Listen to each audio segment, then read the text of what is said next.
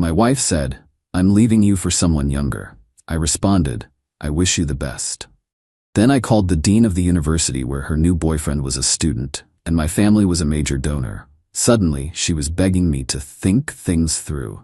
I, 48 male, have been married to my wife Alice, 45, for 20 years. Or well, I was. Last Tuesday, she sat me down in our living room, the one with the bay window she always said was her favorite spot, and delivered the news with the kind of sterile compassion you'd use to tell a stranger their car is being towed. "I'm leaving you, Roger," she said, her hands neatly folded in her lap. She was wearing the pearl earrings I bought her for our 15th anniversary. "I found someone else." I just nodded, letting the silence hang in the air. I'd known something was off for months. The late nights she claimed were for her book club, the sudden obsession with a new genre of music, the way she'd started dressing like she was trying to recapture her 20s. It was a cliché, and I felt foolish for having watched it unfold without saying a word. "Okay," I said. It was all I could manage. She seemed taken aback by my lack of a dramatic reaction. "That's it? Okay? What would you like me to say, Alice? Should I yell? Throw something? Beg?" I took a slow sip of my water. "We're adults. You've made a decision." Her perfectly composed face tightened. She thrives on drama, and I was refusing to give her any. "His name is Gerald. He's younger." "I gathered," I replied, my voice even. "How much younger?" She hesitated, a flicker of something, maybe shame, maybe just annoyance at being questioned in her eyes. "He's 21. 21. The age of our own son, Arthur." The irony was so thick I could have choked on it. "He's a student at Northwood University," she continued a little too quickly. "He's brilliant, a sculptor. He sees me, Roger. He really sees me." I almost laughed. I had seen her for 20 years. I'd seen her through 2 miscarriages, the death of her mother, and a failed business venture she'd poured her heart into. I had seen her, but I guess the view had gotten old. "I'm happy for you," I said. And the crazy thing is, a small part of me meant it. If she was truly unhappy, then she deserved to find happiness. The other, much larger part of me, however, was a cold, hard knot of something else entirely. Betrayal doesn't always come in a fiery explosion. Sometimes it's a quiet, creeping frost. She went on to detail her plans. She'd already put a deposit down on a new apartment, a trendy little loft downtown. She wanted to handle the divorce amicably. That was her word, amicably. Which I've learned is code for, I want to take as much as I possibly can without a fight. She talked about her needs, her desires, her newfound lease on life. It was a monologue of entitlement, a testament to her self-absorption. She never once asked how I felt. "I'll need you to be reasonable about the settlement," she said, her tone shifting from empowered woman finding herself to business negotiator. "Gerald is still in school, and I'll be supporting him for a while. He has so much potential, but you know how it is for artists." Oh, I knew. I knew all too well. The next day, she moved her things out while I was at work. I came home to a house that felt cavernous and empty. There were little gaps on the bookshelves, bare spots on the walls where her favorite paintings used to hang. She'd even taken the expensive espresso machine we'd bought together last Christmas.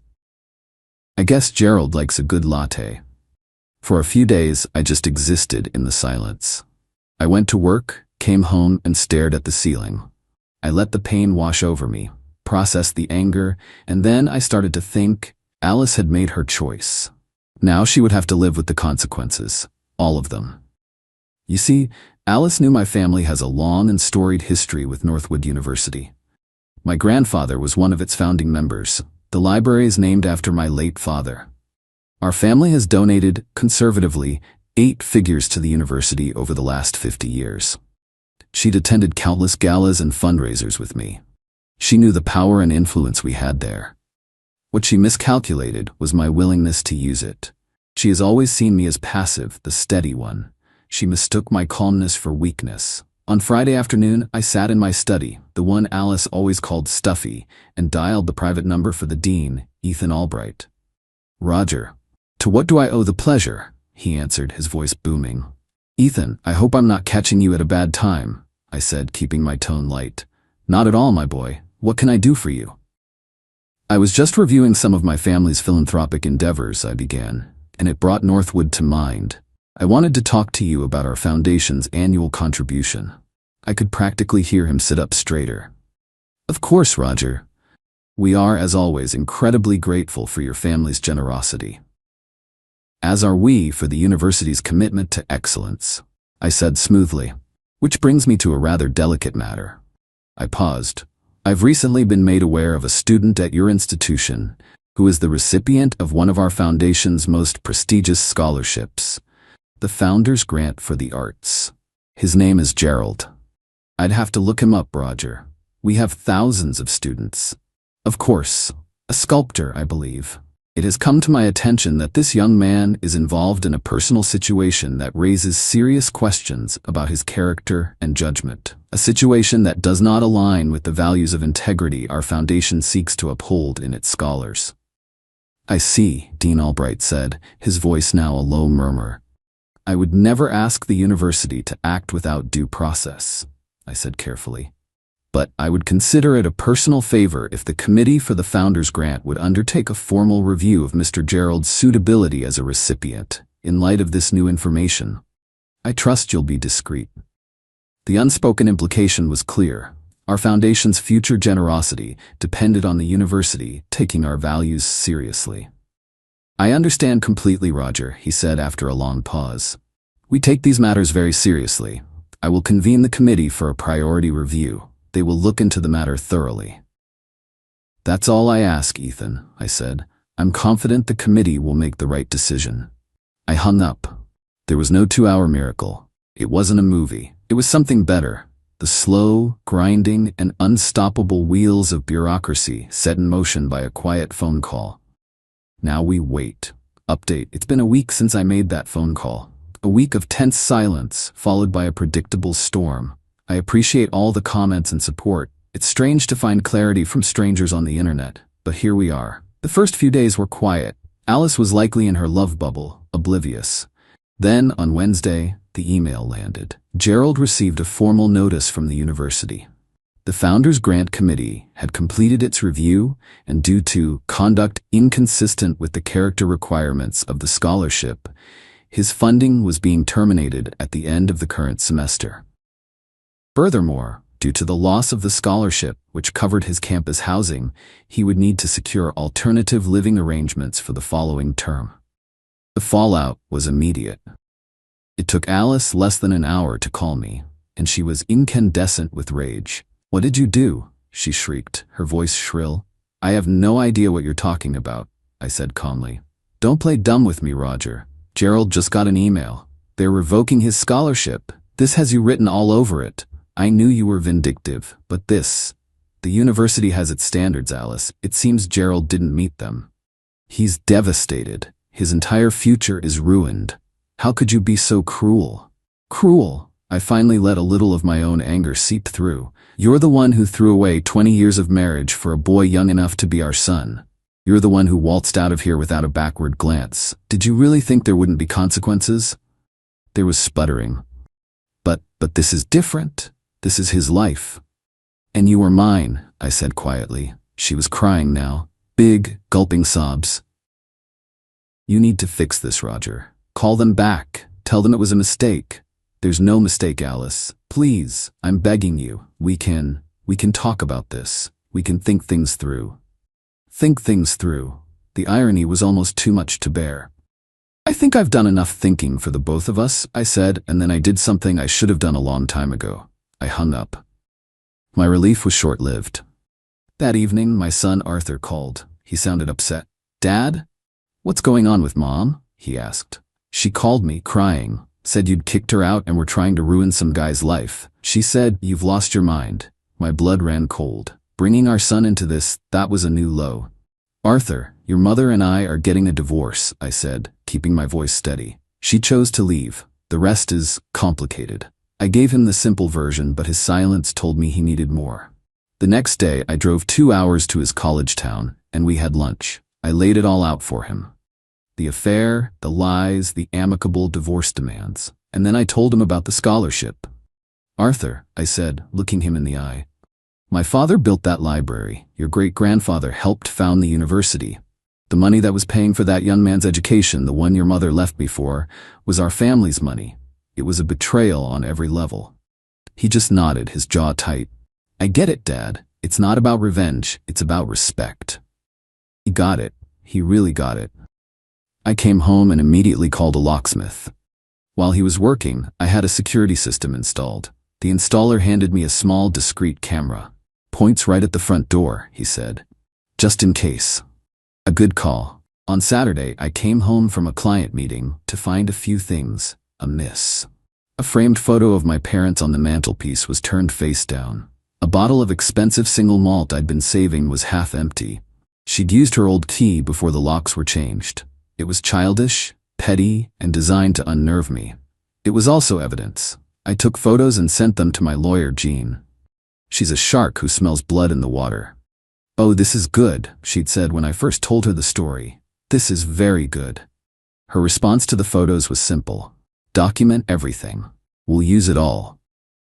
Alice thought she could manipulate and bully her way into getting what she wanted. She's about to find out just how wrong she was. Update 2. It's been a month of legal maneuvering and petty escalations. The entitlement from Alice and Gerald has reached a level that honestly deserves some kind of award. The restraining order was granted after I submitted the security camera footage from my front door.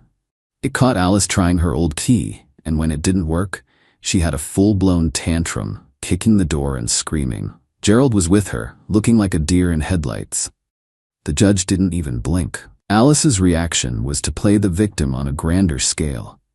She took to Facebook, a long, tear-soaked post about her abusive, controlling husband who was using his vast wealth and influence to destroy a promising young artist. It got some traction. A few of her friends, people I've known for years, sent me angry messages.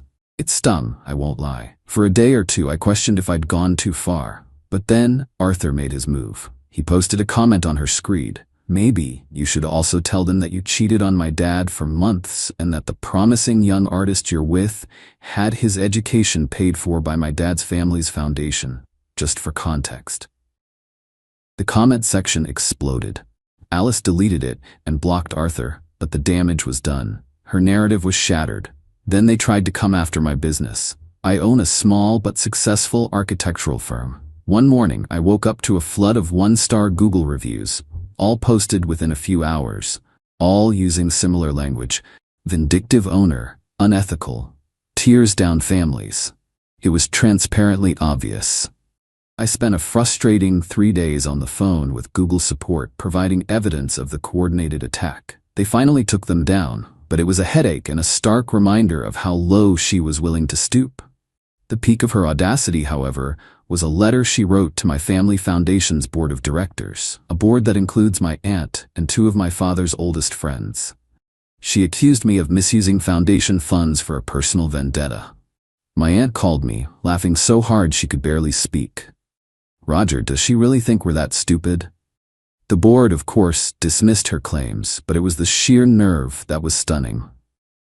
The divorce proceedings are now in full swing. Our first mediation was a masterclass in delusion. Alice and her lawyer sat across from Jean and me. Alice's lawyer started in on the emotional damage she had suffered. Jean just smiled. Damage? You mean the damage she suffered while cheating on her husband?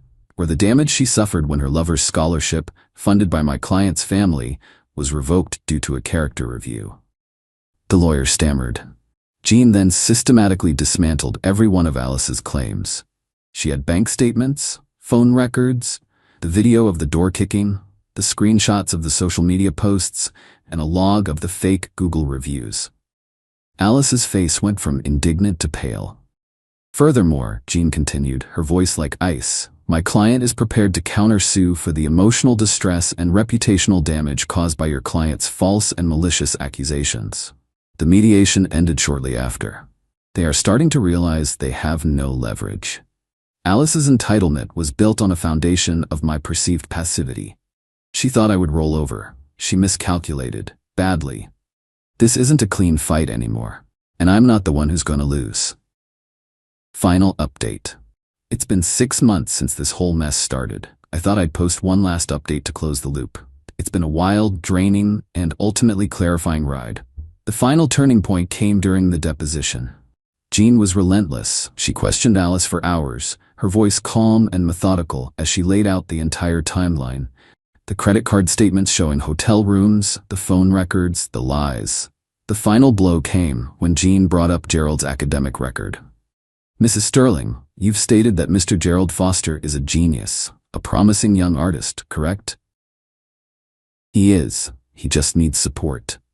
"The kind of support that was provided by the Founders Grant?" Alice's lawyer, objection. Overruled. Answer, the gritted teeth. "Yes." Jean then slid a document across the table. "This is a sworn affidavit from the head of the Fine Arts Department at Northwood University, obtained during our discovery. It states that Mr. Foster was on academic probation for poor grades prior to the revocation of his scholarship. He had failed to complete his midterm sculpture project. It seems his affair was taking a toll on his studies long before I made my phone call. Were you aware of this, Alice?" The silence was absolute. She stared at the paper as if it were a snake. She had no idea. She had hitched her wagon to a failing student, not a rising star. The narrative she had built her new life on was a complete fiction. Her case crumbled. The prenuptial agreement we'd signed was ironclad. The final divorce decree came through last week. Alice walked away with what she was entitled to under the prenup. Her car, her personal belongings, and a small lump sum that won't last a year with her spending habits. She did not get the house. She did not get spousal support. The last I heard, from a mutual acquaintance, the trendy loft is gone. She and Gerald are renting a room in a shared house. The glamour has, I imagine, faded considerably. Gerald officially dropped out of Northwood. He's working at a coffee shop. As for me, the house is peaceful. It's mine now, filled with things I like. I've reconnected with friends. Arthur and I are closer than ever. I went on a date last week. It was just coffee. It was normal, and it felt good. I don't hate Alice. What I feel is a profound disappointment. She had a good life, and she threw it all away for a fantasy, convinced I was too weak to let her face the consequences. The other day, I was driving and I saw her. She was waiting for a bus, holding a grocery bag. She looked tired. The confident woman who left me was gone. In her place was a stranger, her face etched with weary resignation. Our eyes met, a flicker of shock. Then she looked away, her shoulders slumping. I didn't stop. I just kept driving. Justice isn't always loud. Sometimes it's the quiet, inevitable result of your own choices.